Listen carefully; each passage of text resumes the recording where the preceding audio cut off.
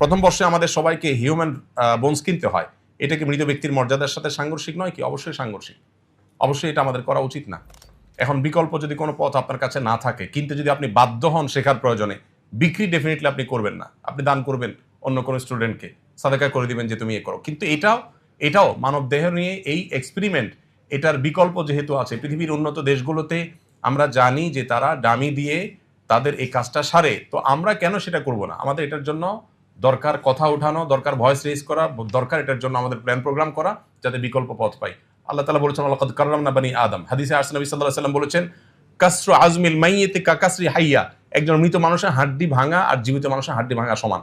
এখানে সমান বলতে কি বোঝানো হয়, এটা নিয়ে বিরাট বিস্তারিত ব্যাখ্যা বিশ্লেষণ আছে স্কলারদের ভিতরে। একটা হলো যে মৃত মানুষের শরীর নিয়ে কাটাছেঁড়া করা, এই যে আমাদের পোস্টমর্টেমের যে ইয়েটা আছে, এ জাতীয় যত আপনার কার্যক্রম আছে, এগুলো এই হাদিসের আলোচনা অনেক ওলামা একরাম নিষিদ্ধ বলেন, যদিও এর অন্য ব্যাখ্যাও আছে, আমি ডিটেলে যাচ্ছি না। এরপরে প্রশ্নের উত্তর হলো যে বাসায় মা মেয়েদেরকে বা স্ত্রীকে নিয়ে যদি জামাতে নামাজ পড়েন, একামত দেওয়ার প্রয়োজন আছে কিনা?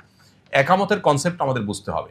একামতটা কি? একামতটা হলো আমি নামাজে দাঁড়াচ্ছি, কেউ যদি আমার সাথে এসে সামিল হওয়ার সুযোগ থাকে সেজন্য আসে, তার জন্য তাকে ডাক দেওয়া, জানান। এই জন্য জামাতে আপনি বাসায় মা বোনদেরকে সাথে নিয়ে জামাতে নামাজ পড়লেও একামত দিবেন, তবে একামত আপনি দিবেন অথবা কোনো পুরুষ দিবেন।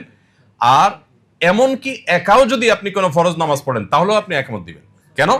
কারণ নবী করিম সাল্লাল্লাহু আলাইহি সাল্লাম এই সম্পর্কে হাদিসে কিন্তু পরিষ্কারভাবে নির্দেশ করেছেন যে একটা লোক যদি একাকী থাকেন, কোথাও কোনো মানুষ নেই, জনমানব শূন্য জায়গা, তিনিও যদি এখানে নামাজ পড়েন, তিনি একামত দিবেন। তার একামতের মিনিং হবে, আজান মিনিং হবে যে কেউ যদি আমার আওয়াজ শোনো, কোনো মানুষ যদি থাকে, সে যেন আমার সাথে এসে সামিল হোক, কেউ সামিল না হোক, একামত দিলে সে সওয়াব পাবে। এই জন্য একাও যদি ফরজ নামাজ একা পড়েন, তারপরে একামত দিয়ে পড়াটাই হলো সুন্নাহ। অতএব মা বোনরা জামাতের সাথে পড়লে তো অবশ্যই একামত দিবেন।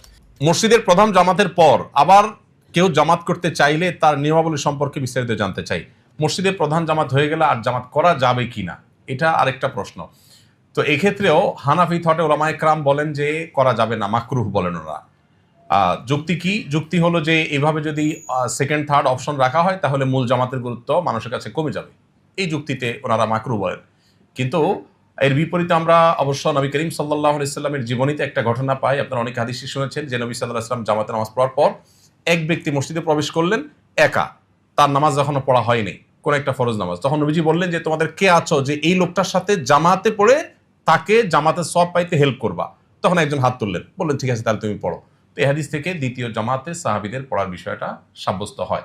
এটাকেই হাম্বলি থট সহ অন্যান্য থটে ওলামায়ে কেরাম অনুমোদন করেন। এবং আমরা এমনকি হানাফি থটেও বারান্দায় বা এমন কোথাও যদি পড়া হয় মসজিদের, যে মূল জামাত